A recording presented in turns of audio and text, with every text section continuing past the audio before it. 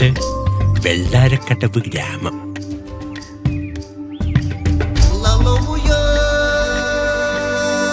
വെള്ളത്താൽ ചുറ്റപ്പെട്ട് കിടക്കുന്നതിനാൽ ടൗണിലെത്താൻ കിലോമീറ്ററോളം ചുറ്റിക്കറങ്ങണമെന്നുള്ളത് കൊണ്ട് അത്യാവശ്യ യാത്രയ്ക്ക് ഇവിടുത്തുകാർക്ക് ഇപ്പോഴും വലിയ തന്നെയാണ് ചലനം.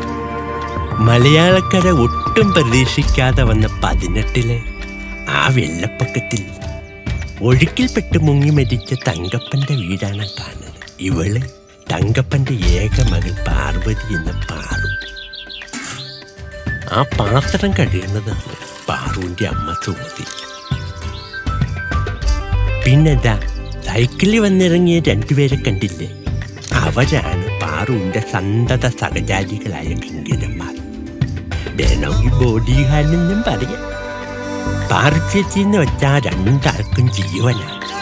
തിരിച്ചവർക്കും അങ്ങനെ തന്നെ. ഇനിയുള്ള കഥാപാത്രങ്ങളെ നമുക്ക് വഴിയേ പരിചയപ്പെടാം.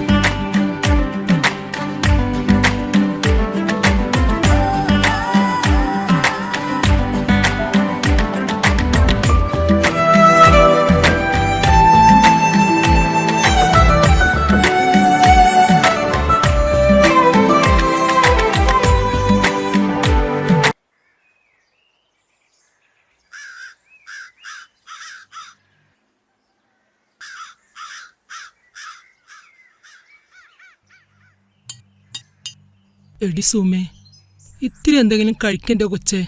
വയറ്റിലാട്ടി ഇത്തിരി കഞ്ഞിയെങ്കിലും ചെല്ലട്ടെ. ഞാൻ പിന്നെ കഴിച്ചോളാം നാത്തൂനെ.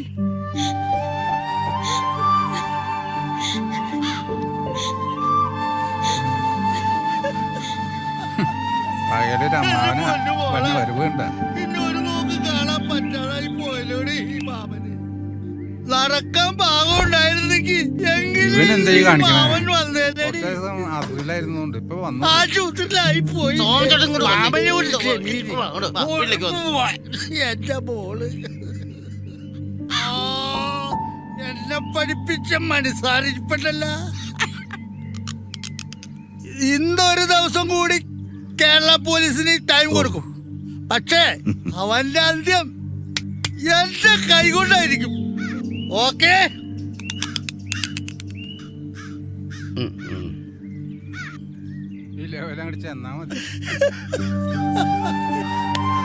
എന്റെ പൊന്നു മോളെ,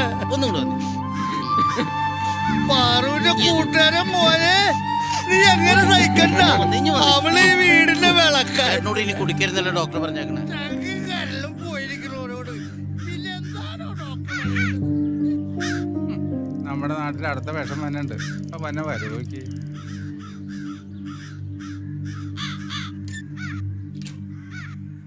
കുമാരചേട്ടോയ് വാടാ. സോമചേട്ടൻ രാവിലെ തന്നെ പാമ്പാണല്ല. അതെ, തങ്കപ്പൻ്റെ അനിയൻ ശശിയും കുടുംബവും വഴക്കിട്ട് പോയിന്ന് രായപ്പഞ്ചാന്റെ പീടിയെ പറഞ്ഞേട്ടല്ല. ഓ, അത് ഇത്ര പാട്ടായ എന്താ സംഭവം? രക്തബന്ധമുള്ളവർ ഇവിടെ ഉള്ളപ്പോ ദാരിക്കുന്ന കൂട്ടുകാരൻ ചെറുക്കനെ കൊണ്ട് ബലിയിടിക്കാൻ തീരുമാനിച്ചപ്പോ അതപ്പ തുടങ്ങിയത പ്രശ്നം. ഒന്നും രണ്ടും പറഞ്ഞ് അതങ്ങ് വരും. ഓഹോ, എന്നിട്ട് എന്താവാനാണ്? രക്തബന്ധത്തിന്റെ കഥയൊന്നും നീ എന്നെ കൊണ്ട് പറയിപ്പിക്കില്ലടാ ശശി. എന്റെ കൊച്ചിനെ സ്വന്തം പെങ്ങളെപ്പോലെ കൈവെള്ളെ കൊണ്ടു നടക്കുന്ന ഈ കിടാങ്ങള് ബലിയിടണതാ എനിക്കിഷ്ടമെന്ന് നാണിത്തള്ള പറഞ്ഞതോടെ പ്രശ്നം അവിടെ തീർന്നു. പോസ്റ്റ്മോർട്ടം കഴിഞ്ഞ് കൊച്ചിന്റെ ബോഡി കൊണ്ടുവന്നപ്പോ ആ 2 പിള്ളേർക്കിടെ ചങ്ക് പൊട്ടിയുള്ള കരച്ചിൽ കേട്ടാ സഹിക്കാൻ പറ്റണ്ടായിരുന്നില്ലടാ. ഓ എന്റെ ദൈവമേ, സത്യം പറഞ്ഞ അത് കണ്ടിട്ട് കരയാത്തവരായിട്ട് ആരുമില്ലായിരുന്നു. അത് പിന്നെ അവർ കരയാതിരിക്കുന്ന എങ്ങനെയാണ്? പണ്ട് ക്രാങ്ങൾ പുഴയിൽ മുങ്ങിച്ചാവാൻ പോയപ്പോ രക്ഷിച്ച ആളല്ലേ ഞങ്ങളുടെ പാറു. അന്ന് തുടങ്ങിയുള്ള സ്നേഹമാണ്. ആർച്ചേച്ചി എന്ന് പറഞ്ഞ അവര് ചാകും. സ്നേഹം മാത്രമല്ല, പിള്ളേർക്ക് നല്ല ചങ്കുറപ്പുണ്ട്. കാര്യം കഴിഞ്ഞ് ജോപ്പം പൊന്തക്കാട്ടിൽ നിന്ന് ഇറങ്ങിയപ്പോഴാണല്ലോ പിള്ളേർ അവനെ കണ്ടത്. കണ്ട കാര്യം പുറത്തു പറഞ്ഞാൽ കൊന്നു കളയുമെന്ന് ജോപ്പം പിള്ളേരെ ഭീഷണിപ്പെടുത്തി. വള്ളി പുള്ളി വിടാണ്ട് പോലീസിന് പിള്ളേർ മൊഴി കൊടുത്തു. അതിലാണ് നുമ്മ അവരെ സമ്മതിച്ചു കൊടുക്കേണ്ടത്. അത് ശരിയാ. വേറെ ഏത് ഗ്രാമങ്ങളാണെങ്കിലും ജോബിനെ പേടിച്ച് കമാന്ന രസം പുറത്തു പറയില്ല. പിള്ളേര് മൊഴി കൊടുത്തിട്ടും ഈ നേരം വരെ അവനെ അറസ്റ്റ് ചെയ്തിട്ടില്ലല്ലോ. പോലീസിന് ആവശ്യം തെളിവല്ലടാ.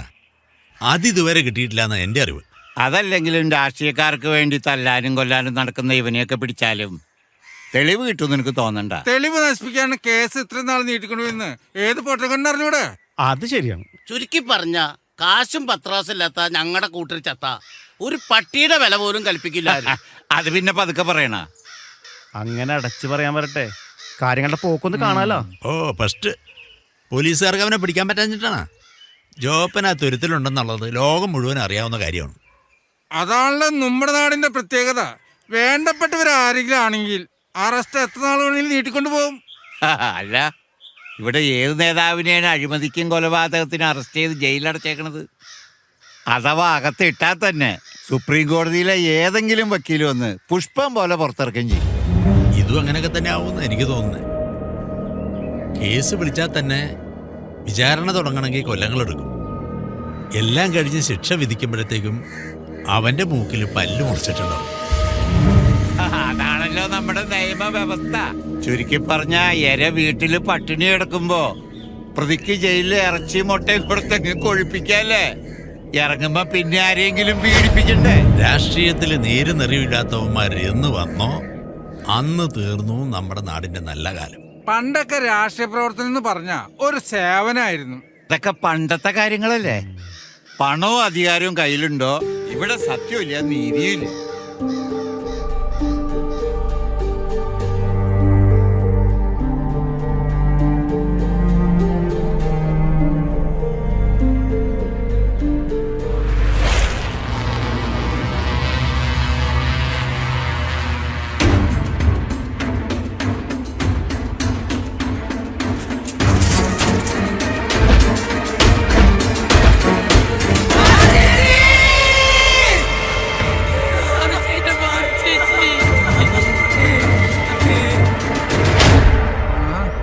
പന്നണ്ടല്ലോ അടുത്ത ആൾക്കാര്.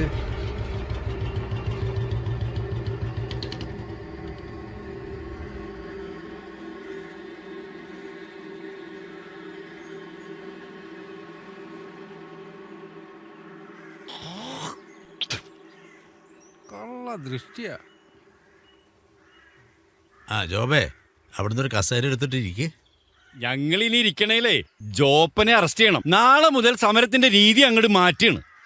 അതിന്റെ ചില കാര്യങ്ങൾക്ക് വേണ്ടി ഓടിയത് കൊണ്ടാണ് വരാൻ വൈകിയത്. ചടങ്ങുകളൊക്കെ ഭംഗിയായി കഴിഞ്ഞില്ലേ? പിന്നെ ചടങ്ങ് കഴിഞ്ഞിട്ട് എത്ര നേരമായി?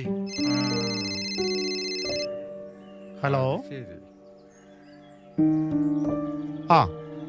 ഞാനേ മരണവീട്ടിലാണല്ലോ. ഇന്ന് ചടങ്ങ് തീരുന്ന ദിവസം ഓർന്നില്ലേ? എന്നിട്ട് ഇപ്പഴാ അവനോട് ഇരിപ്പുണ്ടല്ലോ.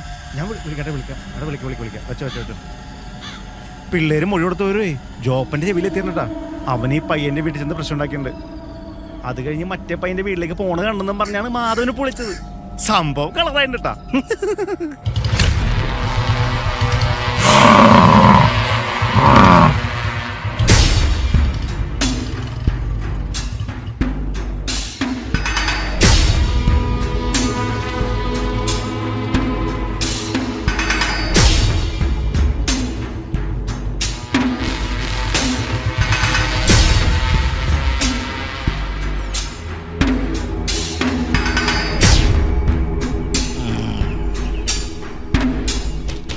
തുറക്കണ തുറക്കണ.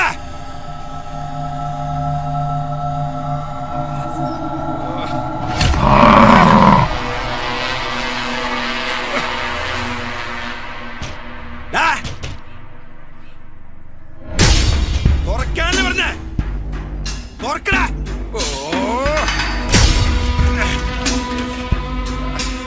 തുറക്കണ.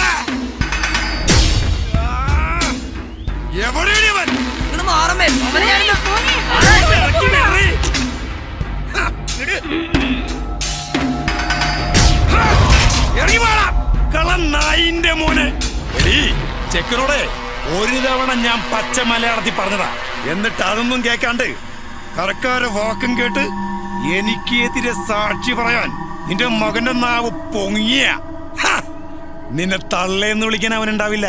ഇത് ജോപ്പിനാണ് പറയുന്നത്.